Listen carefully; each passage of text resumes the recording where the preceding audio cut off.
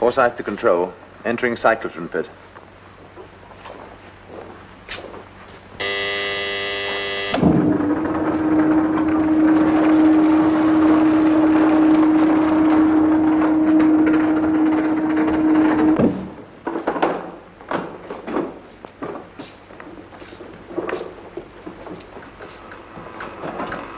Standish speaking. Bring up the pile to 1,000 kilowatts.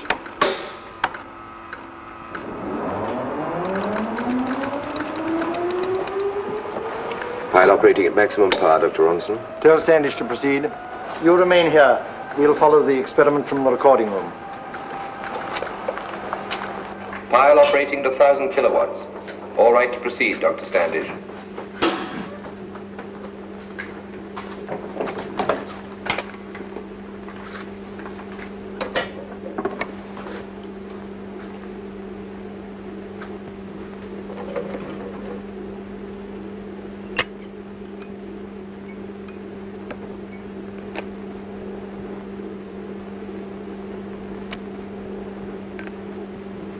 Forsyth to control. Proceeding on schedule. We are ready for the canister now.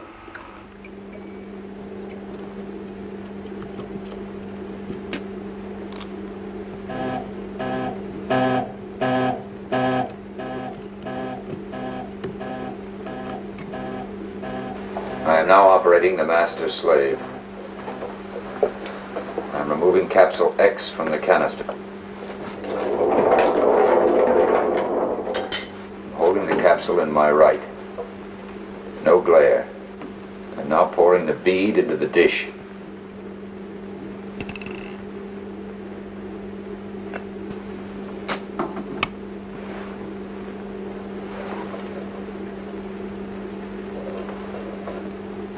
I'm arranging the tools, and in a few seconds we'll open capsule B.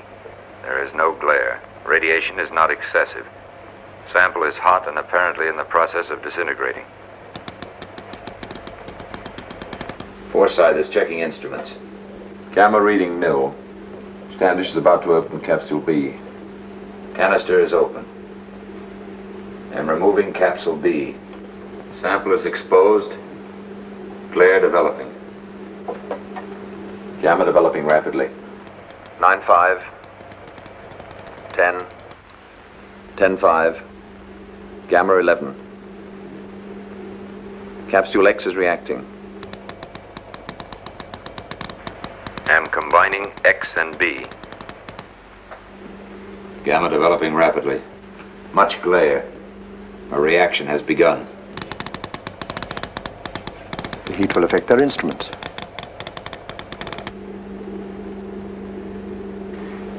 Gamma reading 12. Metal reacting. Much glare.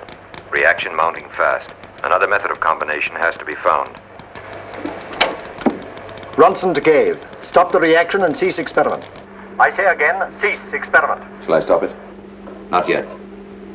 Continuing experiment. Much glare interferes with vision. Heat developing rapidly. Metal instruments affected. Lead unsatisfactory. Element very unstable. Now breaking down. Concluding experiment. I say again, concluding experiment.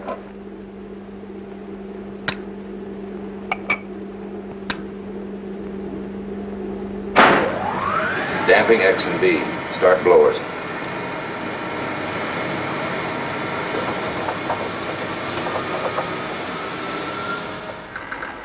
Some sort of auto-catalytic damping has to be developed, with a minimum pulse effect of 2 minutes duration. Less than that is dangerous. Fission begins instantly. All right. Meanwhile, you're not to carry out any further experiments. Oh, I'm sorry. I thought it was safe. It wasn't. You may be a brilliant physicist, Dr. Standish, but we do not conduct our work here on a trial and error basis. One error could be disastrous.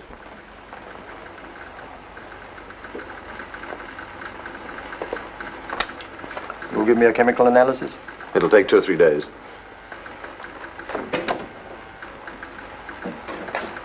Your counts a trifle high, Dr. Forsyth. Don't worry about it till I glow after dark. Can I give you a lift up to London? Thanks. And I'll see you on the car park.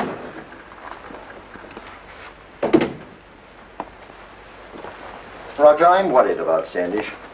I think he's due for arrest. Have a talk with him. You know him better than any of us here. Yes, I suppose I do. See if you could persuade him to go away for a few weeks. A bit of fishing or something. I shall have to spare him somehow. It's funny, when I say I know him, I'm not sure I really do. All I know are just facts. American, no family, graduated from MIT, top man of his class. Specialized in nuclear physics at Los Alamos. Outside that, there isn't much. He's a reserved sort of chap. Introspective. Well, keep an eye on him.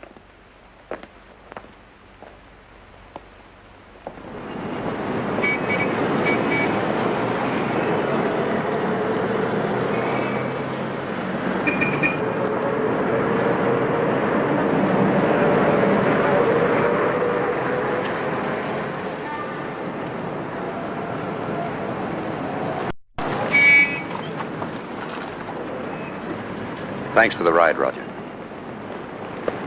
Looks like rain.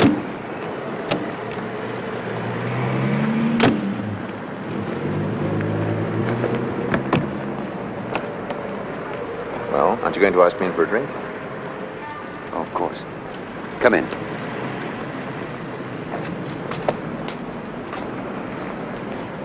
This is very elegant. I didn't know you were so frightfully rich. I'm not. A distant relative of mine, a man named Pettigrew, left it to me. Years ago, it belonged to an ancestor of mine. Also an American.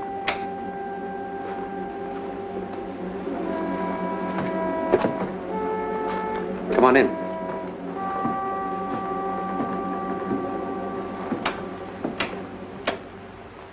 Oh, Pettigrew didn't do much modernizing. Oh, no, he left it just as he found it. Aside from electricity and plumbing, it's just as it was 200 years ago. It's the only one left in the square. It's very grand. It's beautiful. But living all alone here, It's wonderful. I'm sorry. It'd give me the willies. Take off your coat.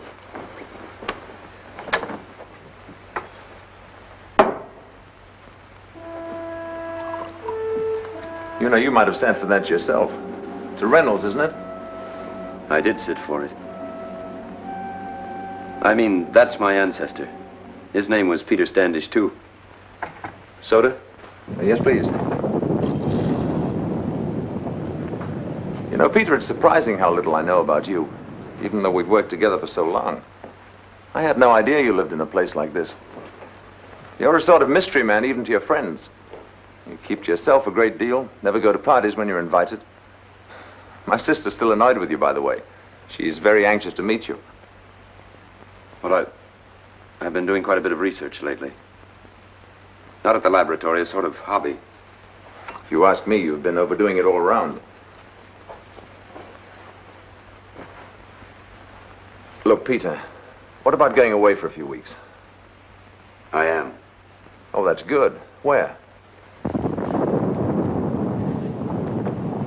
I am going away. This may startle you, but I'm going back. Back to the 18th century. These old English houses give people strange ideas sometimes. I have an uncle who used to see ghosts every afternoon at tea. He's in Parliament now. Roger, I believe the 18th century still exists. It's all around us if only we could find it. Put it this way. Polaris, the North Star, is very bright. Yet its light takes nearly 50 years to reach us. For all we know, Polaris may have ceased to exist somewhere around 1900. Yet we still see it. Its past is our present. As far as Polaris is concerned, Teddy Roosevelt is just going back down San Juan Hill. I think I shall have another drink.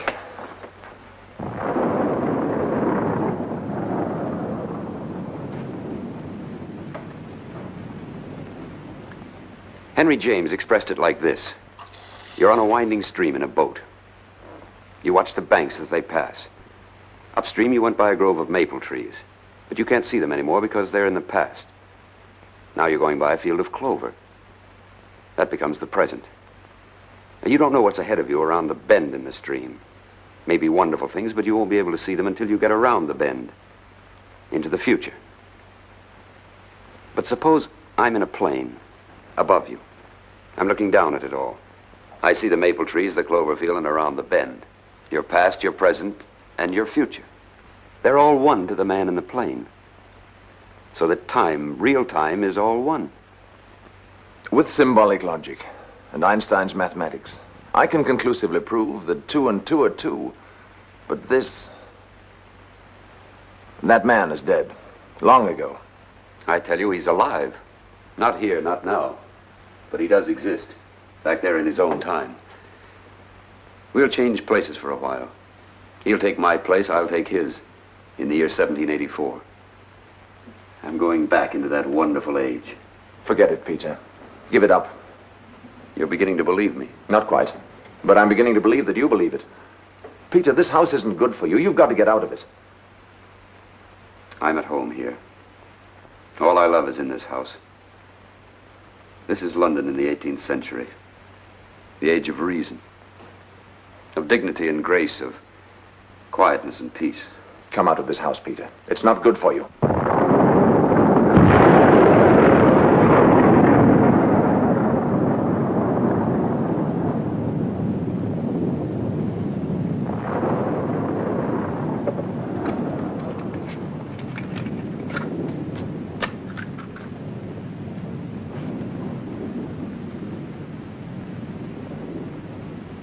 Come upstairs.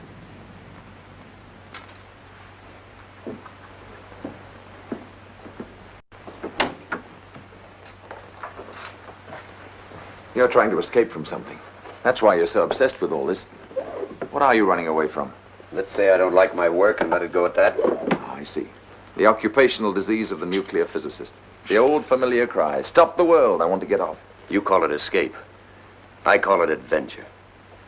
Read this. June 12th, 1784. For many weeks, Peter Standish, Esquire, has been possessed of strange fancies. On this day, in a fit of madness, he declared before witnesses that he was from the future and could foretell history. At the instance of his friends and relatives, he was removed to a madhouse. It was in the diary of Peter Standish. I found it here in the attic. It's what started me thinking about all this. You see, Roger, Peter Standish never went to that madhouse. A few days later, he was declared normal again. He married Kate Pettigrew. They had 2 children, and he died here in this house quietly and peacefully at the age of 63. The man who said he was from the future and could foretell history, the man who was committed to a lunatic asylum, was another Peter Standish. Me. Look, Peter, drop it. I've no choice. It's already happened long ago. It's all here. My passport to the past.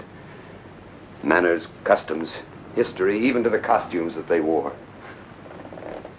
Peter Standish arrived from America, 23rd of April, the same day as this, 1784. The trip took 27 days in a ship called the General Wolfe. On board he made friends, a Major Clinton. His letters to Kate Pettigrew, whom he'd never met. He arrived just before Kate's birthday. I even know about the cashmere shawl Kate's aunt sent her from the country. And this. The letter Peter Standish wrote Lady Anne, Kate's mother. The day he arrived from New York. Today. There was a storm that day, Roger. Like this storm.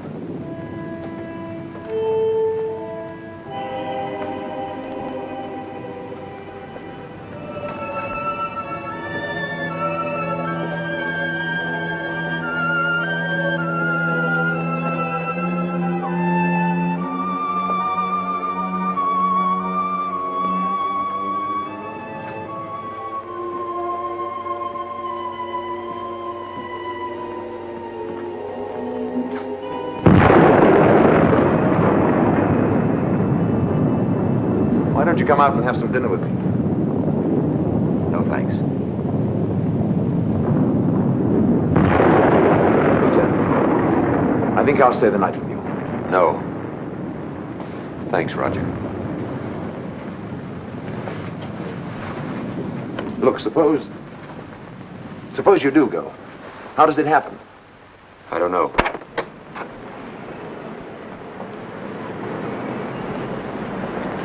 How do you get back? Do you get back? I don't know. We've all been working under a strain. Why don't you come down to the country with me? A few days rest, you'll forget all these wild ideas. Goodbye, Roger.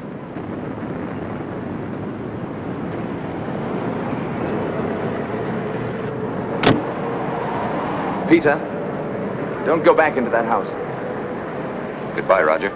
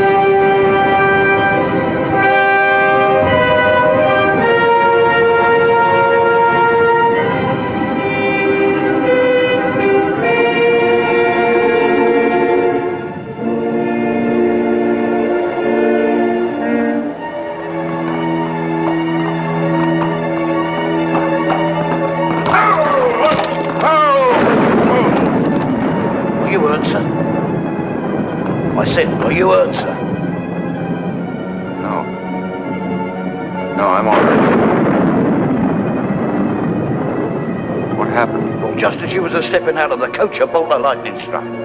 Lucky we weren't all blasted into the next world. But here we are, Pettigrew House. A little scorch maybe, but safe and sound. Good night, sir. Good night.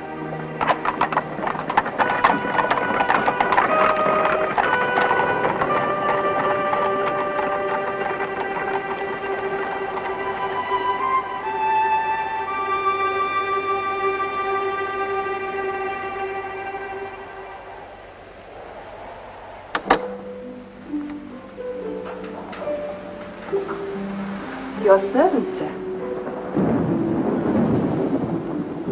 At your service, cousin. Cousin? Your cousin, sir. Kate Pettigrew. Kate Pettigrew? Of course. How do you do? How do I do what? I mean, honored to know you. Forgive me, I'm a trifle dazed. There was a bolt of lightning just as I arrived. We heard it strike. It shook the whole house. I bid you welcome on my mother's behalf. Your mother? The Lady Anne Pettigrew. I trust she's well? Indeed, yes, I thank you. Mamma wished to greet you herself, but she was detained. That's not true. She wanted you to see me at once so that I might make an impression. Have I made an impression, cousin? You have no idea.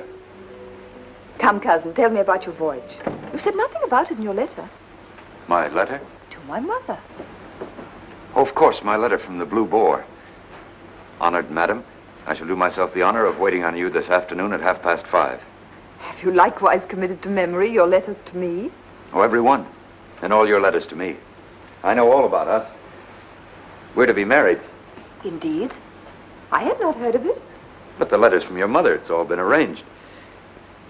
Hasn't it? You do not think, sir, I am permitted to know about such things? Besides, you have not even asked Mamma's consent to court me. Well, must I? Well, is it not the custom in America? Not in New York. These are strange manners you bring us from the New World. Egad, fair cousin. Egad. If you would have the declaration formal, I know how it was done. It is done. Fair cousin, Miss Pettigrew, you cannot be insensible to the devotion I have long entertained for you. Will you be mine? 10,000 welcomes, dear, dear cousin. No, don't rise. Or rather, I mean do. I fear we are intruding. Oh, Lady Anne, forgive me. Kate's beauty has quite deprived me of my wits. Dear lads. Cousin, may I present our friend, Mr. Throssell? Of the Academy of Painters in watercolor. I had not supposed a name so insignificant. Oh, I've been reading about you. When does the colonial barbarian arrive, ma'am? I'm deuced tired of awaiting him, deuced if I ain't. This is my son, Tom. Oh, I'm sorry to have kept you waiting. You'll find, sir, that whenever I open my mouth, I invariably thrust my boot into it. But at any rate, the jest is against me. I had thought that you would arrive in buckskins, or whatever the fashion is in, what you call the colonies now? The United States of America. Oh, trifle pompous, don't you think? But after all, it's only temporary. You Americans will soon come back to the fold. Mark my words, sir, you shan't be able to get along without us. Well, I wish I had your knowledge of foreign affairs. Oh, it takes years. Meanwhile, sir, here you are.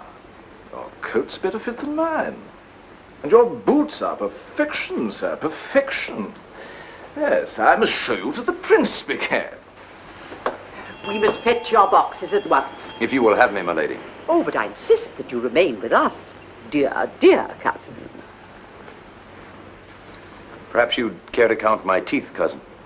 You'll do. Indeed you will. Send the Blue Boy in and have Mr. Standish's boxes brought here.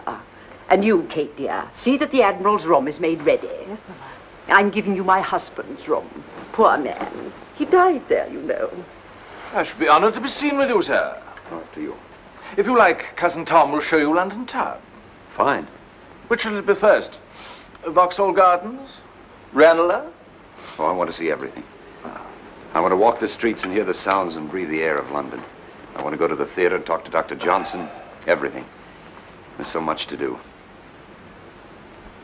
Oh, I mean, for an American, it's quite an experience coming to London for the first time, that is. You want to talk to Dr. Johnson, do you? You'll have to interrupt him to do that. You've no idea. Peter, this is my sister Helen. Your servant, sir.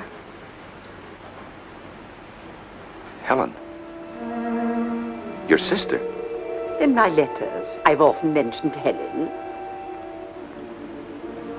Not that I remember. Surely I would have remembered. Perhaps some of Mamma's letters went astray. Not too many, I hope. Miss Helen? You may regard dear Thrussell as one of the family, cousin. Thomas. I may go so far as to say as a prospective brother-in-law. Eh, Thrussell? I've not asked as yet. I've not been encouraged to ask. Really, Tom? You see me in my natural state, sir. Boot in mouth. You do dance, cousin? Not very well, I'm afraid. Ah, you are modest, sir. I could not have endured you else. There's to be a ball here in a few weeks. Hundreds of guests have been invited. I'm almost distracted preparing for it. The occasion is Kate's birthday. Oh, of course, I remember that. Your aunt's gift is a birthday present. Gift? What gift? Well, the cashmere shawl from your aunt. A link boy did bring something from Aunt Caroline this morning. You sly puss. You never told me. But how could you know about the gift? Yes, explain, sir. Is this some sort of conjurer's trick? I must have got muddled somehow. 'Tis not you that are muddled, son. Oh, it's lovely. But how did you know? Well, I must have... I'm afraid I have a terrible headache. Perhaps our cousin saw the shawl as he came in. I couldn't resist peeping at it. I had the box open in the hall. Yes, of course, that was it. And when I heard your birthday come so soon, I took it for granted it was a gift. That explains it. Even the most mysterious occurrence. Simple when you understand. Oh, but your headache, cousin. You must rest after so long a journey. So very long a journey.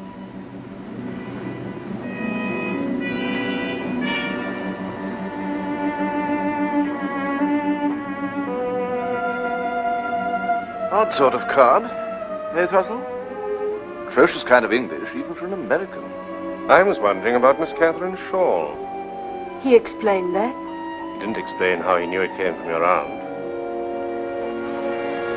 No, there will never be any furniture more beautiful than early Applewhite. Oh, the wars have left many of us here in straitened circumstances. We cannot afford to rid ourselves of the old rubbish. Rubbish? Oh, believe me, your things will grow more beautiful with time. Unfortunately, we ladies will not. And if I'm to bewitch you at supper... Of course, your headache. You must rest. We are so, so happy to greet you here, dear, dear cousin.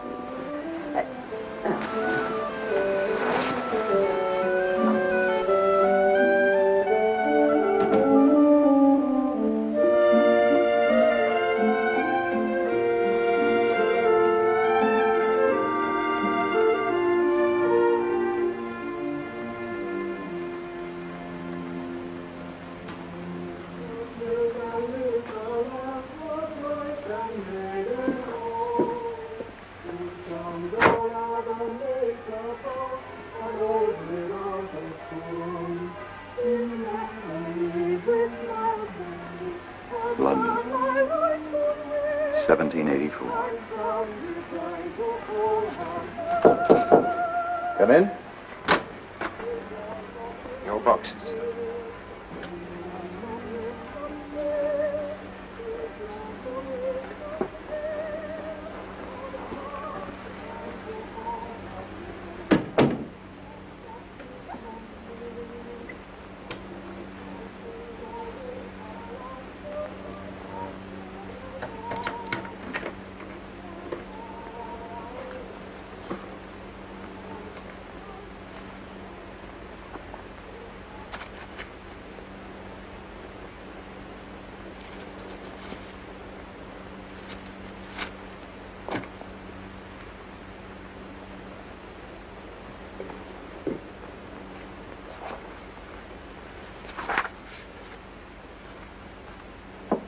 Come in.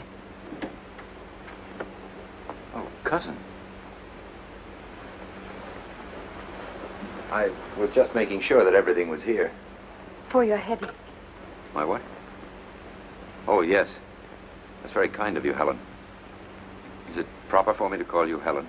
Inasmuch as you've already done so, cousin. Yes. Stay and talk with me for a minute. Is it proper in America for a lady to remain alone with a gentleman in his bedchamber? Yes. No. No, I mean, it depends. At any rate, it's different with us. We're practically brother and sister.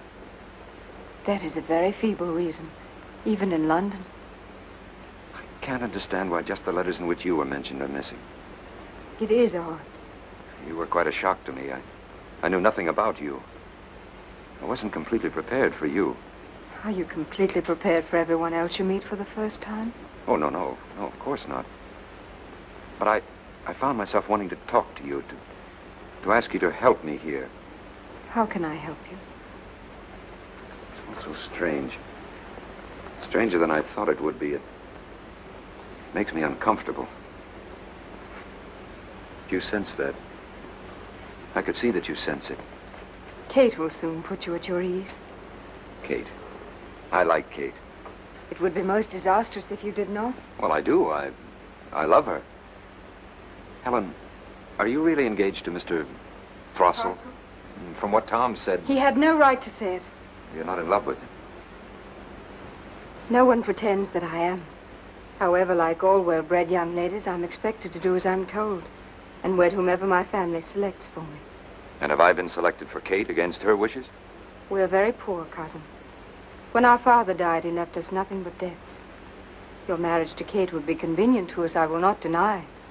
But should Kate mislike you, she will not have me. No more than I will have Mr. Throssell. That's the spirit, cousin. Look here. We'll make a bargain.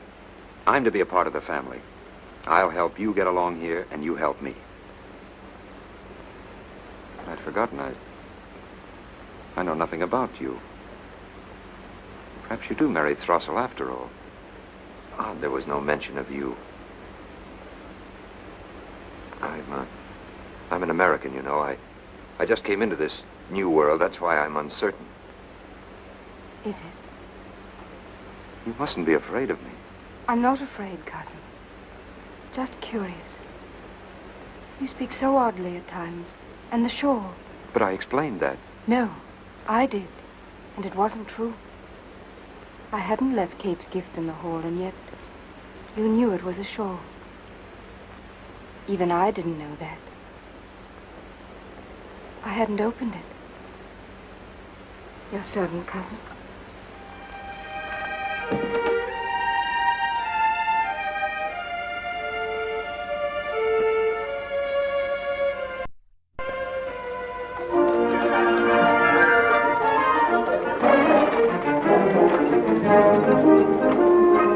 What have you been doing? The tying of a cravat, cousin, is an art. Tedious, but an art. Would you have me drive round London looking like a costermonger? But over an hour. Tom, dear boy, show our cousin the nicer parts of London. Remember, this is his first visit. La, ma'am, if that is all he's allowed to see, I warrant it'll also be his last.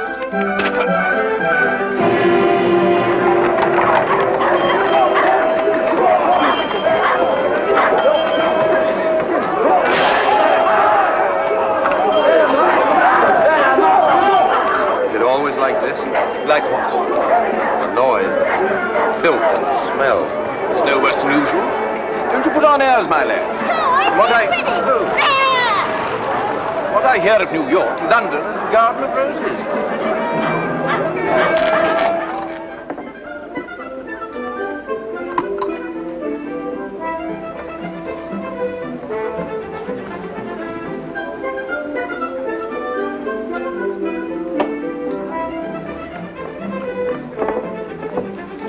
Cursed luck.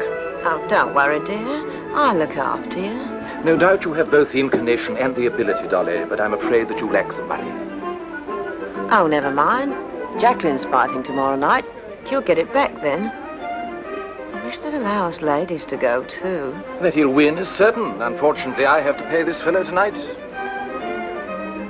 I fear we shall have to arrange another American loan. Do you mind, Dolly? It'll be a pleasure. Here, fellow, count these. Mr. Standish, Cousin Tom is losing? we thought you looked a little lonely. Would like me to pay his losses. You're a dark one, aren't you? But I like you. Thank you. How much have I lost, fellow? In just a moment, sir. Your cousin's come to join us, Tom. Oh, my apologies. Here you are. 112 guineas. But, cousin, he hasn't finished. That's right, sir. 112 guineas. That's just exactly right.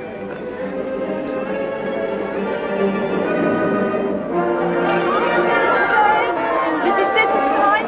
5 minutes of the play. Mrs. Siddons tonight. We shall be late for the boxing match. Mrs. Siddons is playing tonight. Who cares about that? She'll not last. People seem to like her. The people. Indeed, cousin, they'll accept anything that's offered.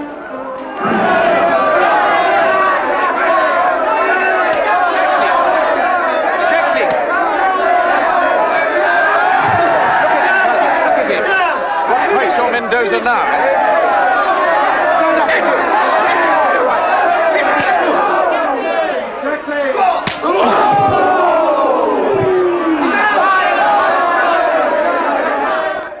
It's uncanny. It's been going on all the week. The fellow never makes a mistake. When you ask him how he knew, he apologizes for it. Apologizes. Tom, do sit up, dear. Some sort of trick, I suppose. But give me the trick of it, and I'd be out of debt in a week. But where does he go every day? What does he do? I find his language odd at times. Some of the words he uses are completely new to me. Must be some explanation. There is. What is it? You said there was a clap of thunder just before he entered the house. Mr. Thross, I must ask you to remember. Oh. Good evening, Lady Anne. Cousins, Mr. Thrussell. I hope I haven't delayed dinner. I mean, supper. Dinner is what you call the midday meal, isn't it? Yes, indeed. And what do you call the midday meal in New York? A lunch. I hope you've been enjoying your visit here, cousin. Oh, every minute of it. Thanks to Tom here, he's taken me everywhere. I'll take you to the races tomorrow, if you'll tell me which horse is going to win. Oh, no, not tomorrow. You haven't forgotten that you promised to let Kate and me watch Sir Joshua paint your portrait. No, I haven't forgotten. Supper is served, lady. Thank you.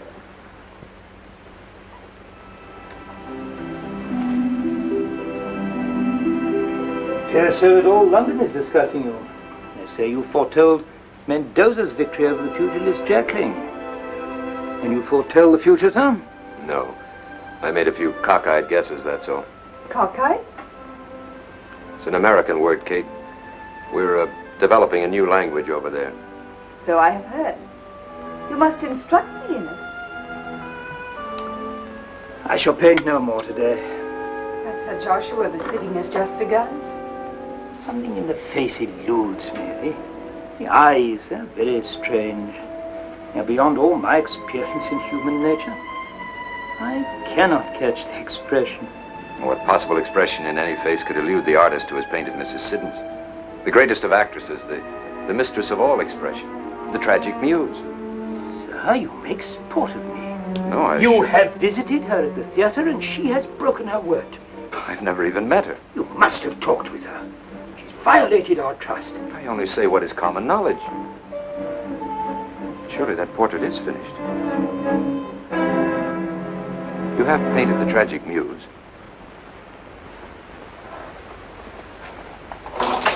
One sitting. Preliminary sketching and nothing more. And the knowledge of it was confined to Mrs. Siddons and myself.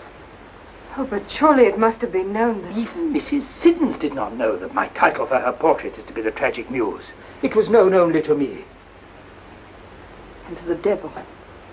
Miss Pettigrew, I'm no longer in a mood to continue the portrait of your cousin. I doubt me if I shall ever be in the mood. You may leave in your own time. Good day to you, sir. Go after him, Peter. Reason with him. You seem to have expected this, cousin. You knew it would happen. No. But since it has, I'm not surprised. Painters have good eyes. I wonder what Sir Joshua saw in yours. Made him afraid of you. As I am afraid. Kate. He mustn't refuse to finish your portrait. He'll finish it.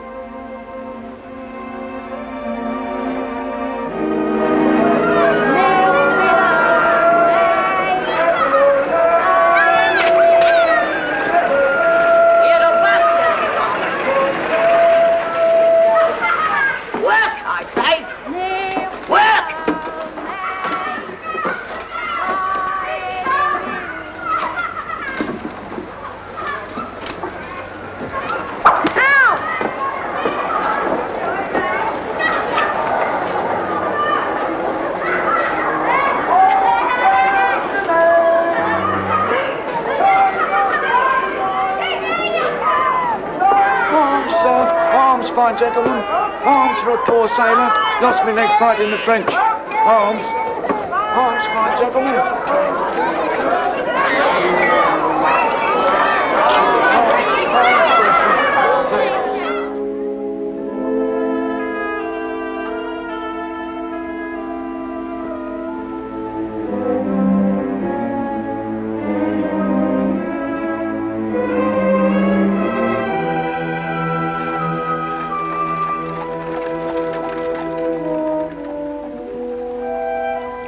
Are you afraid of me too, Helen? Oh, no. That is, not afraid. I couldn't be afraid of someone I'm sorry for. Sorry? Yes. Because you're unhappy with us. You feel so strange here. Yes, I do. London is evidently not what you expected it to be. Not at all what I expected. I can't imagine what America is like. But I suppose everything's different where you come from. Very different. You wish you were back with your own people. I wish I could help you. But you do. Believe me, Helen, if it weren't for you, London would be unbearable. When all this gets to be a nightmare, there's peace only when I think of you. Because you're not like the others. You're real to me. And I'm Kate's sister. A pretty sight, is it not? This is unlike you, Kate. Our cousin does but pay his respects, to which no one can object, as the whole town knows he's promised to you. Can you think me jealous, Ma? It is not that, believe me. But when I'm with him, he makes me afraid. When she is with him, I'm afraid for her. Sometimes I feel your eyes on me when my back is turned. I feel you watching me. And I think you know who and what I am. And that you understand. I know there is some mystery about you. And that you're very lonely. That is all. But I know in my heart that you are not evil, as some say. Do you trust me? Well, you've wondered. Your whole family's been wondering how I've spent my afternoons the past few weeks. Will you come with me and let me show you?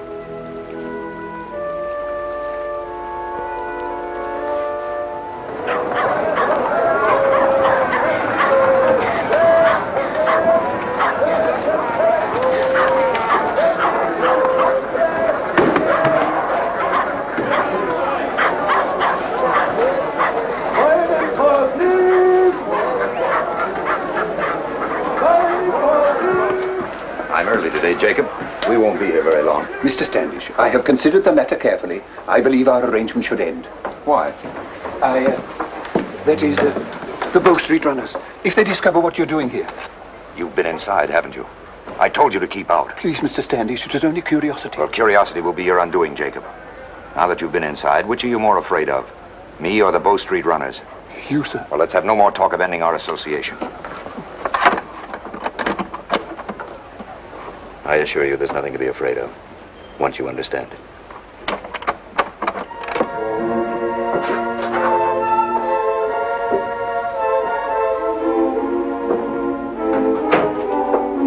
Give me your hand.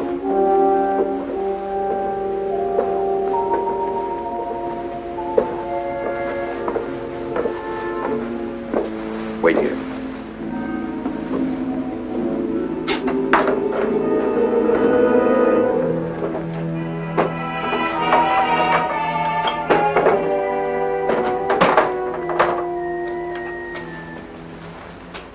Are you an alchemist? You mean, can I transform lead into gold? No. Although I could even do that if I had a cyclotron. Now, this is probably what frightened Jacob.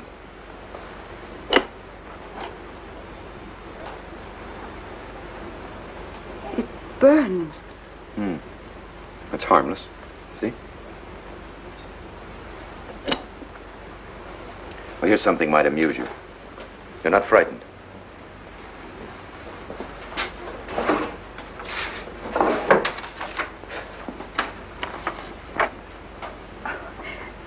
Why, You remember last week you were wondering what I was doing with that strange-looking box? I was taking Throstle's picture.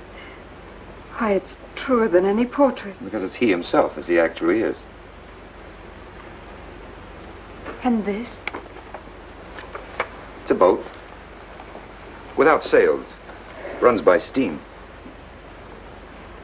And you've invented all these things? No. Other men have invented them. Or will invent them, that is. Where I come from, these things are known to every schoolboy. Where do you come from, Peter?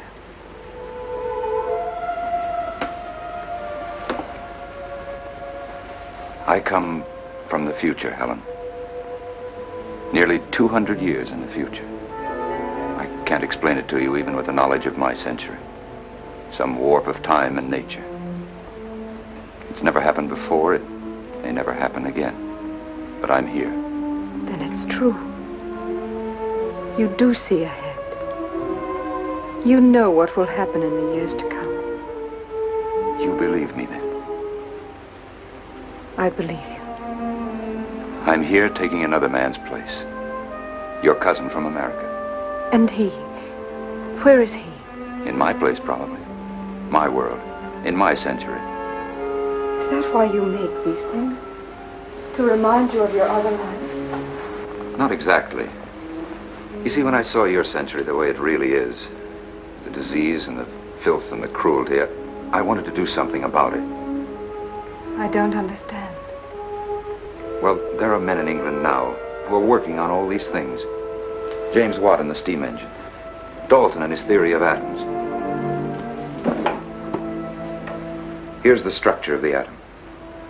The same with all the rest. Well, suppose right now I could show them how other men, years after them, will develop their discoveries.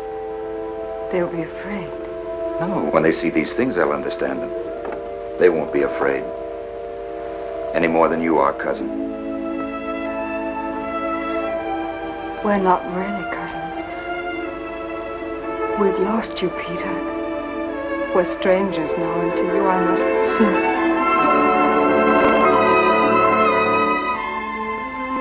To me, you are the only real beauty in this ugly century.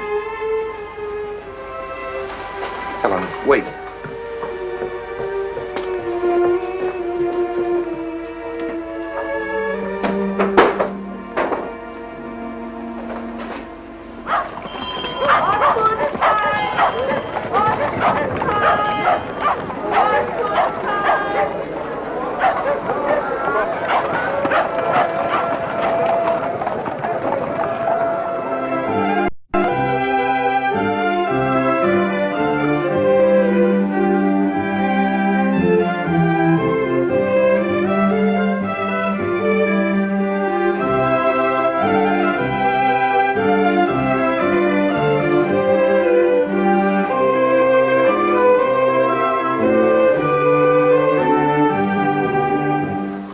not dance, Mr. Thrussell? It's not to be borne, madam. Helen has danced with no one else but Standish. Dear Mr. Thrussell, I can understand your lover's impatience, but surely you would have her civil to her cousin. Civil?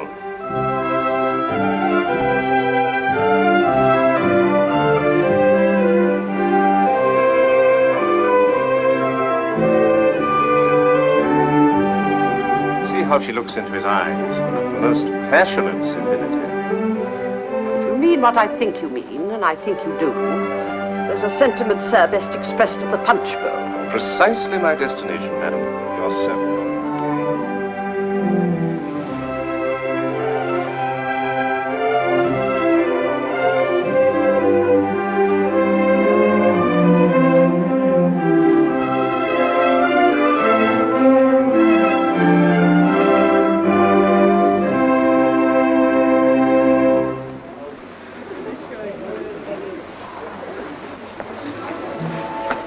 Danced with Kate once this evening. She doesn't seem to want to. And you've not talked with anyone. They're all so anxious to meet you. At first they are.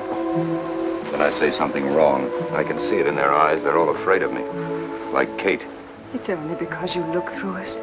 You know what we think, even what we're going to do next. Before we know ourselves. If I didn't know more about you than the others, I might be a little afraid of you, too. But you're not, though, are you? Talk to people. Make friends with them. Be gentle with them as you are with me. You must dance with Kate. People expect it. I've asked her several times. Ask her again. I have again and again. Just once more, then. I'll bring her to you.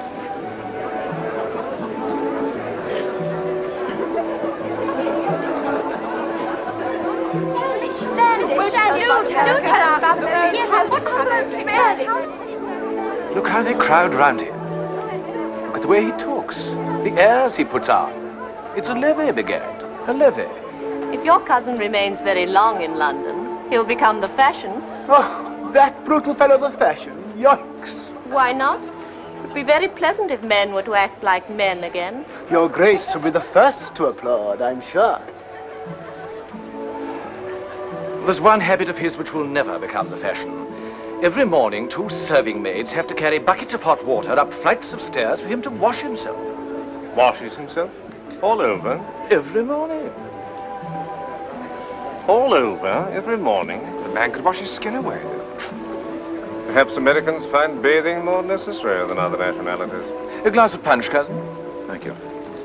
It hasn't always been an eccentricity, Thrussell. You admire the Romans, they bathed every day. Only when they became degenerate, sir, the virile fathers of the Republic. Or as dirty as you, I've no doubt. Miss Kate, will you bear with my clumsy steps for this dance? Forgive me, cousin. My hand is engaged for this dance. Delighted, Miss Kate. And may I have the honor, Miss Helen? If only as a reward for my patient devotion.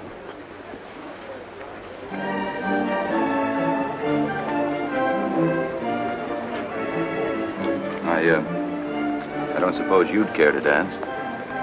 Bless me, is that another American custom? Standish? Mr. James Boswell. Oh, your servant, sir. I come as the honored messenger, sir, of the Duchess of Devonshire. I am to fetch you, at her gracious request, to converse with her and Dr. Johnson.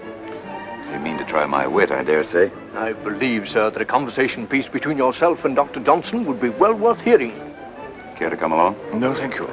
He'll make a fool of you, sir. I have no desire to provide a target for Dr. Johnson's epigrams. Perhaps I may have 1 or 2 he hasn't heard yet. I shall be very happy here with my friends.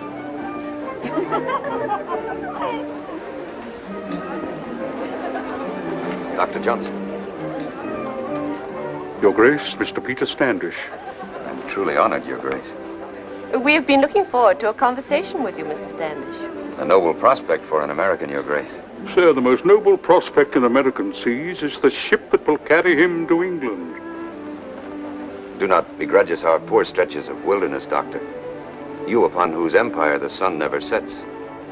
Sir, that is the most magnificent compliment ever paid to Great Britain. Capital, sir, capital. I wish I had said that. You will, Boswell. You will. I am told, sir, that you regard this country as a museum and ourselves as specimens in glass cases.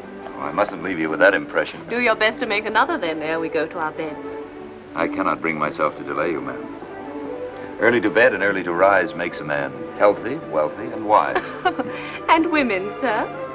Women, ma'am, ordinary women, that is, should be struck regularly, like a Chinese gong. Is your wit common to all Americans? You sparkle even beside Dr. Johnson. In the presence of you both, I feel positively dull. Madam, everyone knows that Georgiana, Duchess of Devonshire, is the greatest beauty and most charming wit of the 18th century. Flatterer. Admit that in America you had never heard of me. What barbarian has never heard of the 5th Duchess? Your name in English history is the finest flower of the age of elegance. We know of your beauty. Gainsborough has painted you, hasn't he? All one's dreams of the time have you as their central figure. Powerful in politics, irresistible in love. Who can compare? I find your overwhelming compliments a little disturbing. You speak about me as if you were reading my obituary. As we might speak of Madame de Pompadour in the past tense. Oh, Your Grace, surely I never once used the past tense. But you have been thinking of me in the past tense. Yes, that's it. Now I know, sir. You spoke about me as if I were already dead. I did so want to make an impression. Mr. Standish, you have made an indescribable impression. Dr. Johnson, your arm.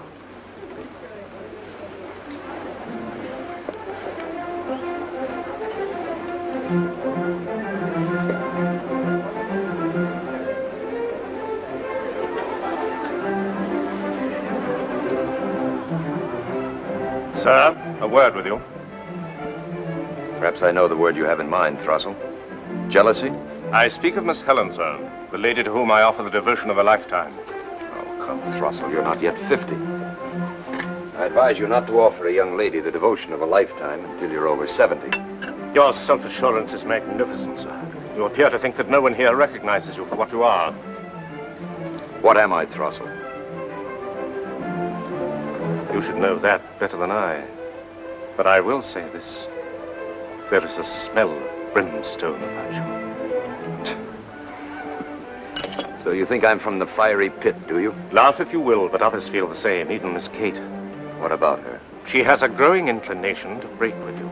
Kate break with me? Listen, Throssell. Kate and I are going to be married and have 2 children, do you understand? That's absurd, isn't it? But you believe it, don't you? Since you can read Miss Kate's future so accurately, perhaps you can inform me as to Miss Helen. Helen?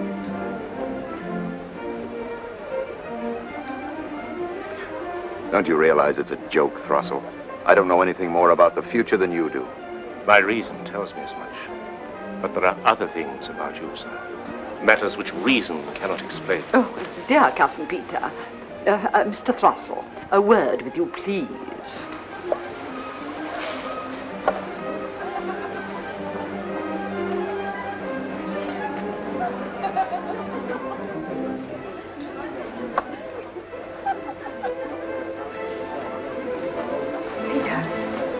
What did you say to the Duchess? She's most upset. So that's the reason for the family gathering. I only tried to dazzle her with some famous epigrams. You seem to have dazzled her thoroughly enough. She's frightened half to death. And you? Still not frightened.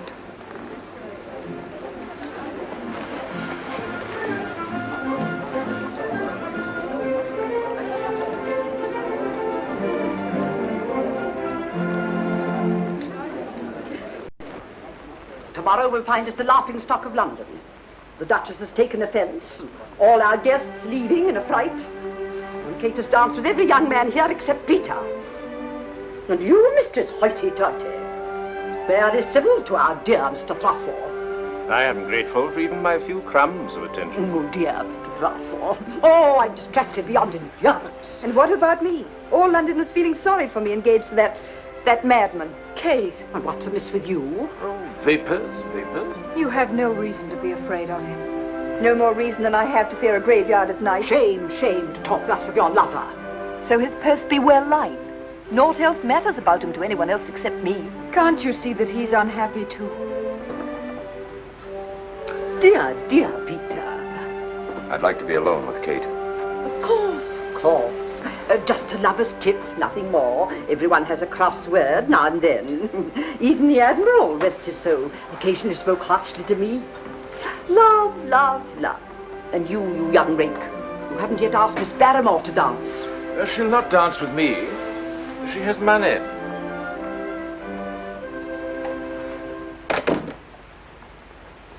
You've been deliberately avoiding me all evening.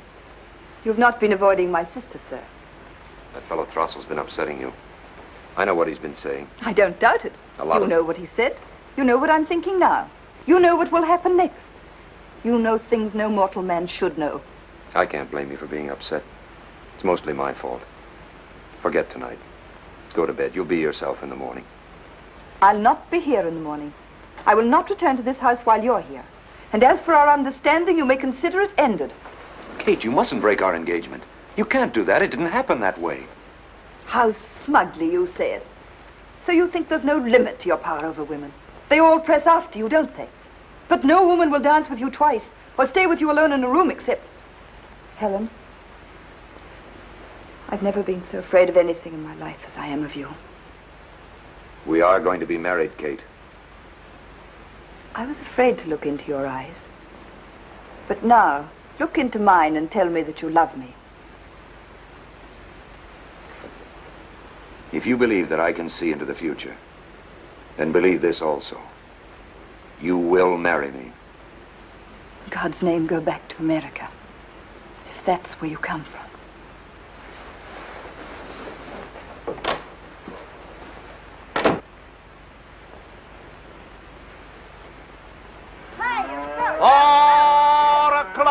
Of a fine spring morning, and all's well. 4 o'clock of a fine spring morning. Kate has broken off with me. She's left for our house in the country. If she could understand you better, she wouldn't be afraid. If only you could tell her about the future. Tell me, Peter, I want to see ahead as you do. I dream about it so. It's better to dream than really know.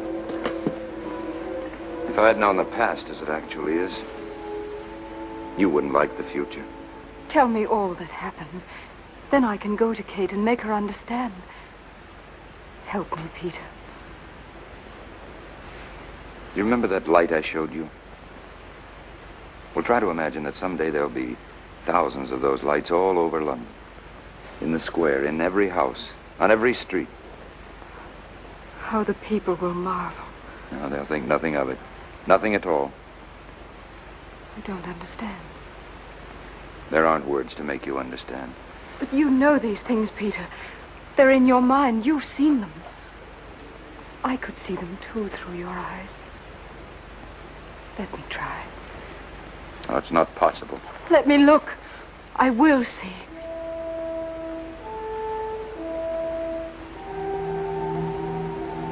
Peter, I'm beginning to see. Your house. The drawing room. Blazing with your magic lights. 2 men talking.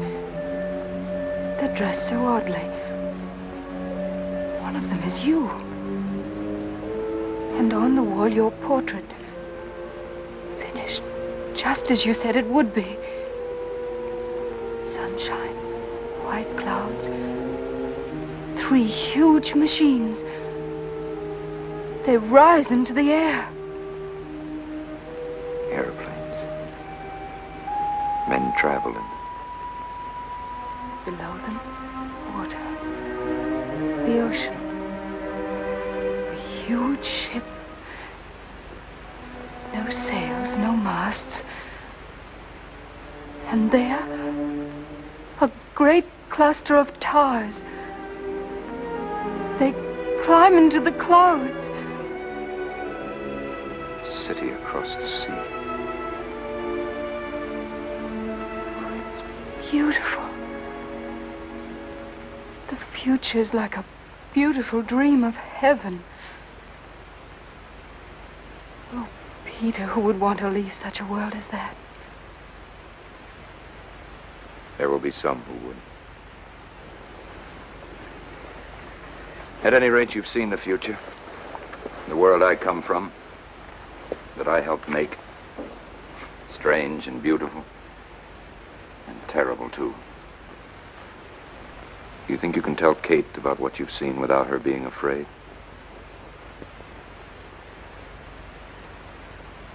I can't tell her either. You've told me. Only because something happened that wasn't meant to happen. I've fallen in love with you. I've loved you since the first moment I saw you. You know the future. What becomes of us? What is my future? I don't know. All the others, yes. I know everything about them until the day they each die, but not you. It's as though you never existed. But I do exist. And only for you. Now, in the future, and always. I loved you, Peter, before you came here. I dreamt of you long ago.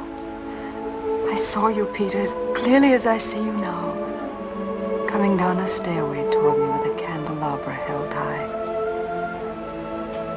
Now you're here. And all the years until the end of time belong to us. We two alone.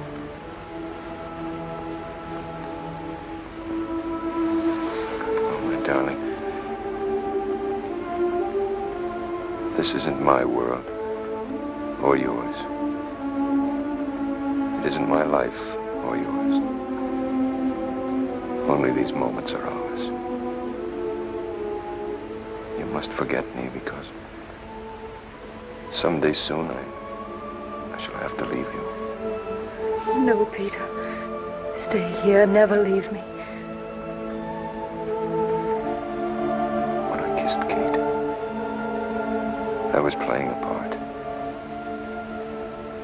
It was another man's kiss to his betrothed. But this is a man who hasn't been born, kissing the one he loves. There's never been a kiss like this since the world began.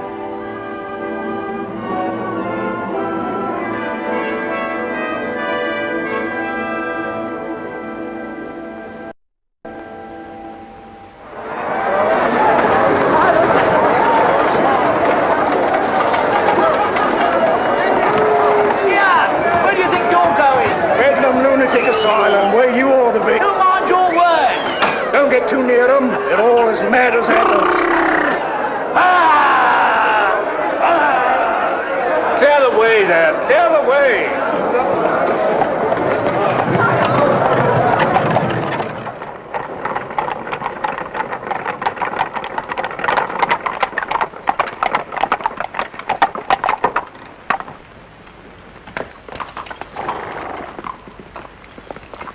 Mr. Thross, we haven't seen you for a week. I have been with you in thought. You've been traveling. Was it a far journey? I will travel further, and with pleasure, on the errand that brings me here. Your servant, sir.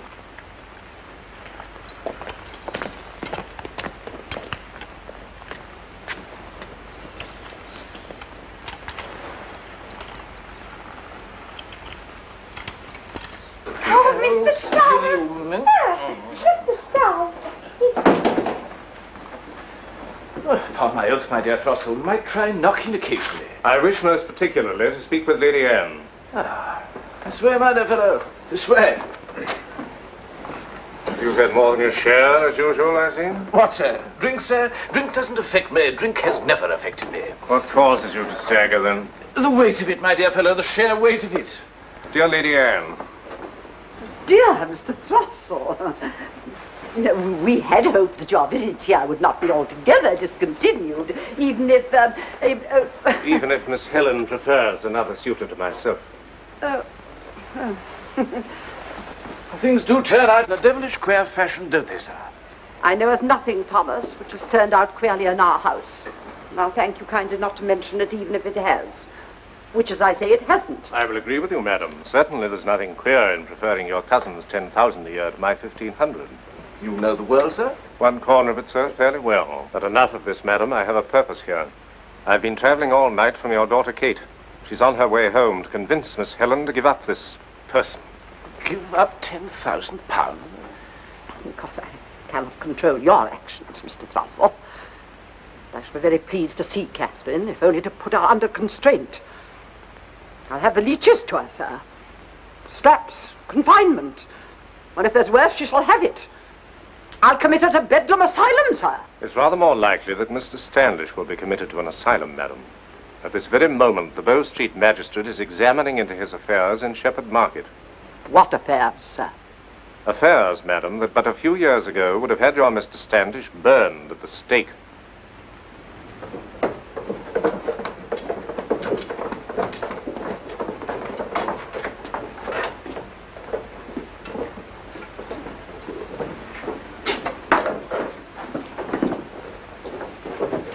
What's this? A distillation of some kind?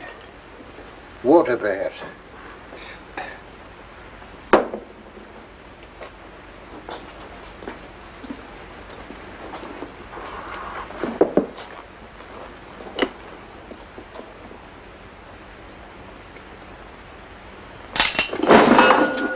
Destroy everything before it destroys us.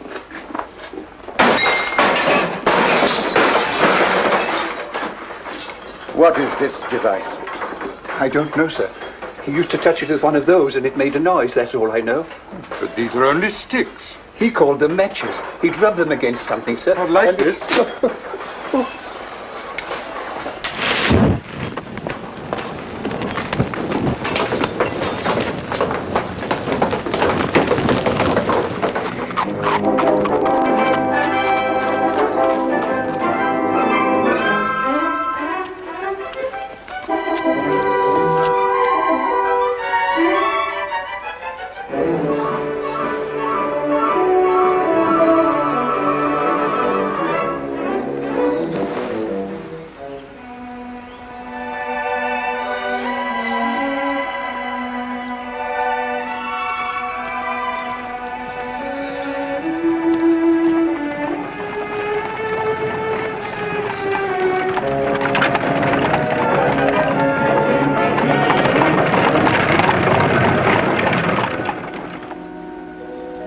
This is the quietness and peace I long for. This is the century I dreamed of finding. You're happy here. With you. It's only you have made this dream come true. If only it could be like this always. But it can be. It will be.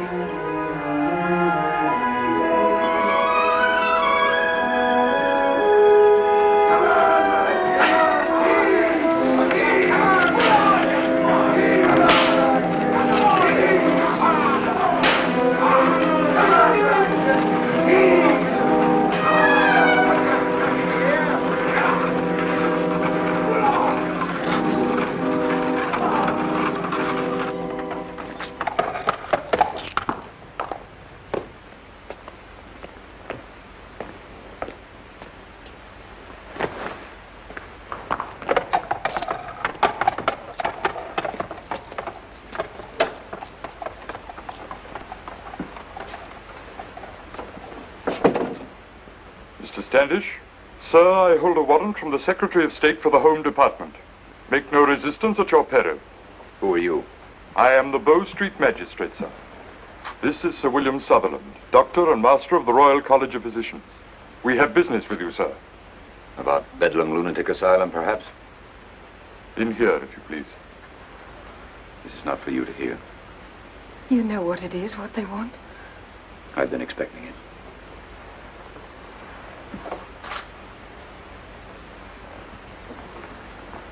Welcome home, Kate. Greetings, Mr. Thrussell. You wear your triumph well. Virtue shall triumph, sir, not I. Your cousin and this gentleman have presented a petition that you be confined in a lunatic asylum for the remainder of your natural life. I must ask you to formally identify Mr. Standish. Is he the man? He is.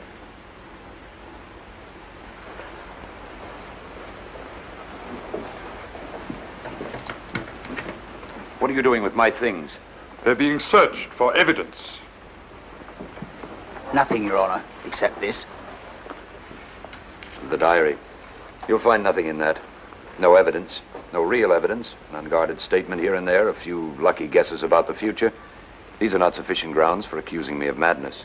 Sir, any court in the world would accept your establishment in Shepherd Market as evidence of madness, and worse. What do you know about my place in Shepherd Market? Your infernal laboratory and all it contained has been destroyed. Sir William, could I have a word with you alone? May I suggest that you might prefer to wait in the hall? I shall not keep you long. As you wish, Sir William.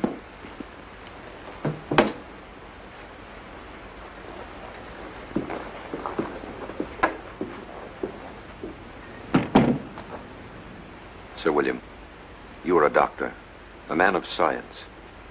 Do you think I'm mad? Shall we say, Mr. Standish, that my personal opinions are not concerned. I serve the Royal College and the Crown. I obey their laws. Perhaps you saw that light in my laboratory. A lamp. It's created by electricity. Very crude, I grant you. But from that beginning will come more and more powerful lights, until they're able to penetrate through skin and bone. Give a picture of a man's anatomy or his brain. A picture that you can study before starting an operation.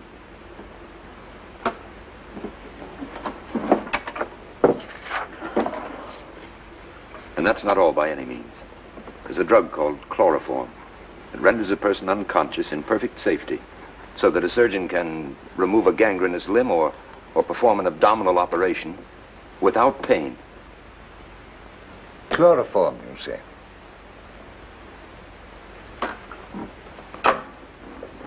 And you suggest, sir, that you could show me how to work these miracles? But they're not miracles. In my time, every child has heard of X-rays. Very interesting, Mr. Standish. Sir William, forgive me. Those pockmarks on your face, you accept them, don't you? Even you, an eminent physician. But in 150 years from now, everyone born in England will be saved that disfigurement by a simple scratch with a needle infected with the disease itself. A vaccination. Sir William, we can gain that 150 years.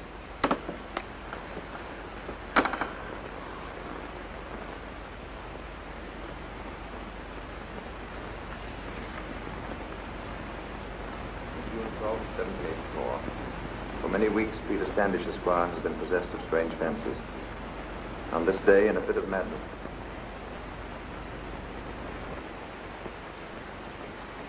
I thought I could make you understand. But you're afraid, aren't you? You're all of...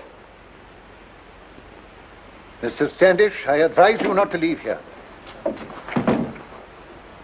Where's Helen? Mr. Standish, we do not want you here. Please leave our house. Go back to wherever you came from. Kate, you wicked child. She's been saying such dreadful things. I think I shall go mad. Oh, dear cousin, I apologize for what my daughter has said. Oh, the humiliation. She's only done what she believes best for her sister, madam. I respect her for it. I'd do it again to prevent you from marrying Helen. I'm glad to say there is now no danger of such a disastrous occurrence. You have no further rights in this house, sir, or anywhere else. You will be transported to a madhouse, and I'm proud to be able to tell you that I am responsible for your removal. Is she upstairs? Miss Pettigrew no longer concerns you, sir. I have forgiven her, and I shall offer her honorable marriage. You've forgiven her? Why, you pipsqueak, you're not even fit to look at her. Easy, cousin, I beg of you. Kate, I do not fear you, sir. Be you from heaven or hell. Reach from me, Satanus. Are you Adjoro, ergo T, Draco, Requisite, in nomine Agni, Immaculate. Get out of my way. Nomine Agni,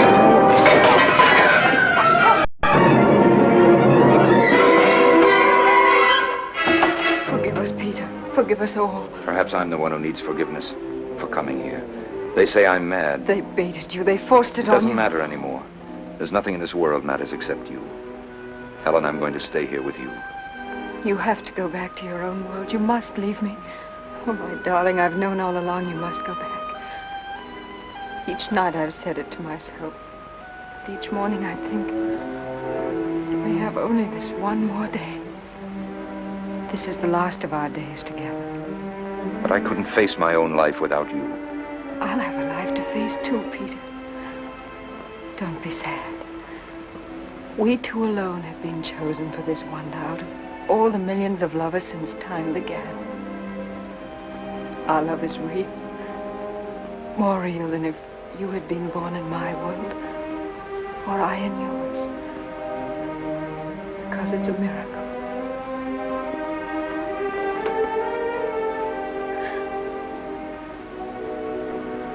We shall be together always. Not in my time, Peter. Or in yours. But in God's time.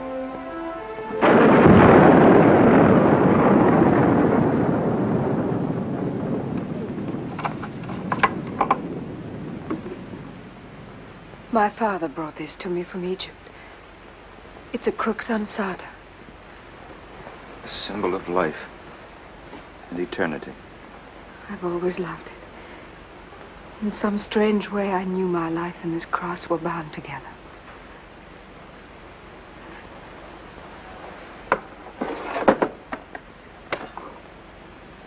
I'll leave it here for you.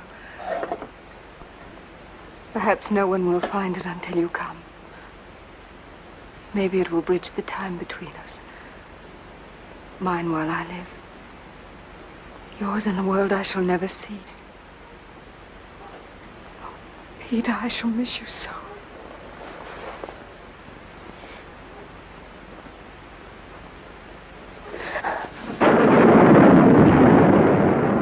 It's almost here. The moment to go back. I'll stay with you. I'll not go. You must.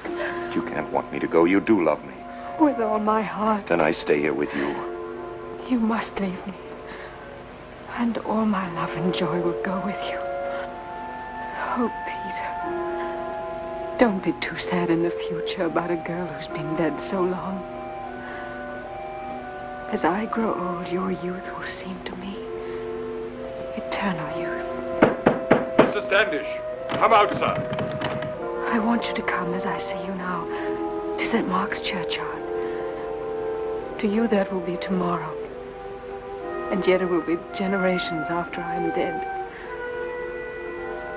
I'll ask for a stone with the letters cut deep. So they won't wear away before you come to me. And love me. Love me.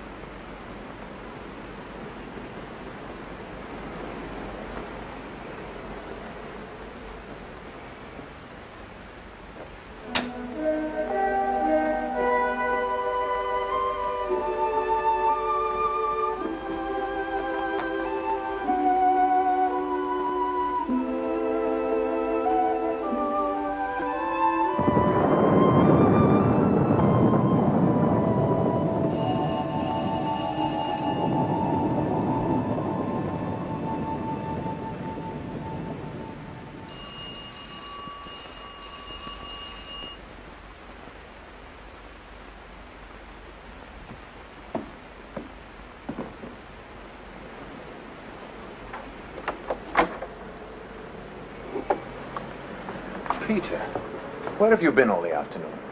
We've been looking everywhere for you. Hello, Roger. Rushing off like that without a sense. You recognize me. You know me. Of course I know you. How have you been, Roger? Fine. Fine. How have I been? Well, a little while ago you told me I wouldn't be born for 150 years. For the past 7 weeks you've been having a nervous breakdown. This is the first time you've even known who I am. I'm all right now. Really all right. You've been insisting that you just arrived from America on a sailing ship. The General Wolfe. You said you were here to marry a girl named Kate. Pettigrew. You started off by tearing out all the telephones and light switches and wrecking my sister Martha's motor car. You said it was an invention of the devil. For 7 weeks you've been drinking like a guardsman and swearing like a trooper and telling everyone in London you have 10,000 a year but that some other man's got hold of your money. If it hadn't been for your reputation and a lot of fast talking, they'd have had you in the loony bin a dozen times by now. This afternoon Martha and I came to see you and found you trying to tear the place apart. And suddenly you go flinging out of the house.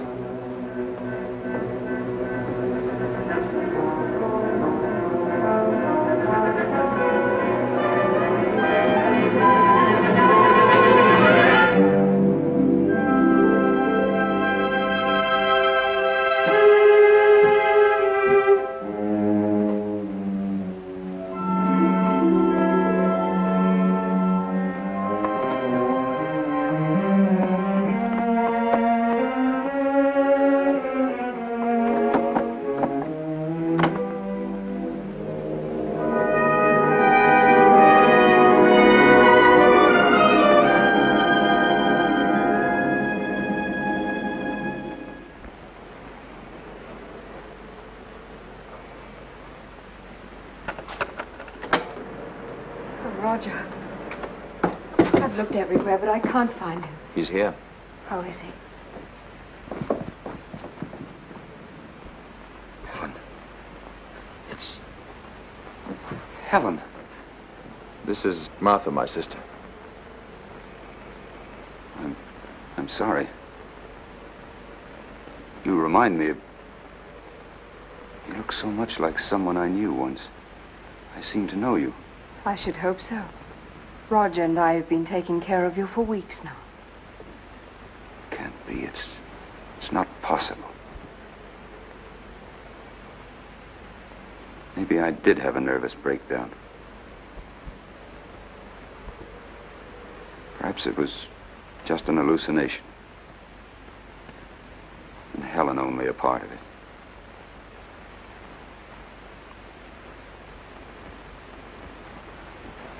Peter, where are you going?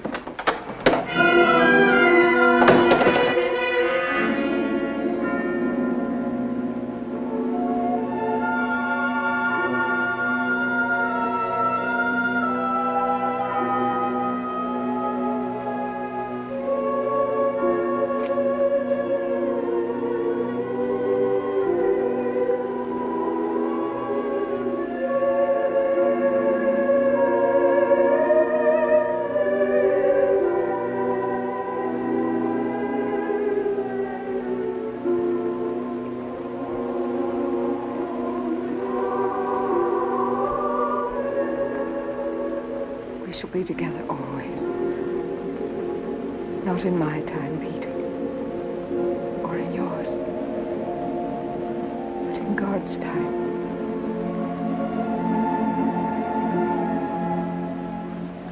Here lies, in the confident hope of the blessed resurrection and life eternal, the beloved younger daughter, Sir John Pettigrew, Admiral of the Blue, and Lady Anne Pettigrew. The maiden, Helen Pettigrew, who departed this life September 17th, 1784.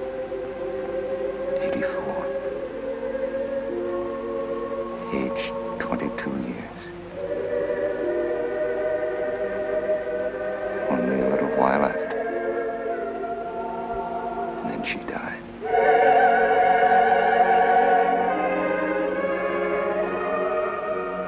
Why did she die so young? I think heartbreak.